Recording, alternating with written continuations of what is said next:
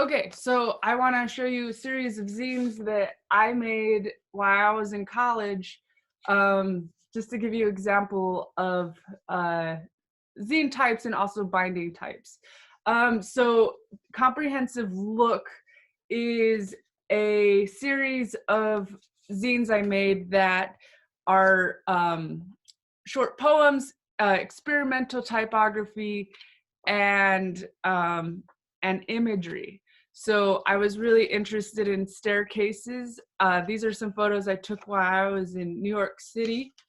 And then alongside it, I did this experimental typography along with some poetry that I wrote while I was in New York.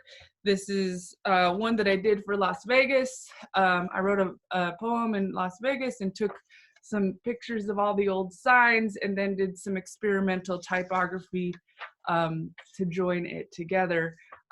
Again, this is Comprehensive Look. And then this is, and so this is an example of a saddle stitch book. So if you look really closely, you can see the saddle stitch. So basically, you take a stapler. So you take your paper, you fold it in half, and then you staple down the middle page. So there's a stapler. If I didn't have a stapler, I would use a needle and thread. I would just do a needle and thread stitch here and a needle and thread stitch here. I'm happy to help you walk you through that, or if you have a parent or guardian who knows how to sew, maybe it's a time you learn how to sew. So this is a saddle stitch, but this Comprehensive Look is perfect bound. So this was a limited edition book I produced for a show I did. It's experimental. So here's my title page, and then I go into a series of experimental typography and imagery. Yeah, so just like this is a book of poems I did. And then this is Bird Bath. It's perfect bound. I actually really like the way perfect bound looks. So basically with perfect bound, you cut down your pieces of paper and then you put glue on the spine. Here's the spine of the book. And then you put a cover on it, and that creates a perfect bound book. This is great for like magazines, but zines and quick production stuff, it's a bigger process than we want to actually get into virtually. So we're just going to stick with saddle stitch for your binding process. But this is Bird Bath. I was drawing birds at the time. And so I did these experimental typography and illustrations of birds, and then it spells out Bird Bath.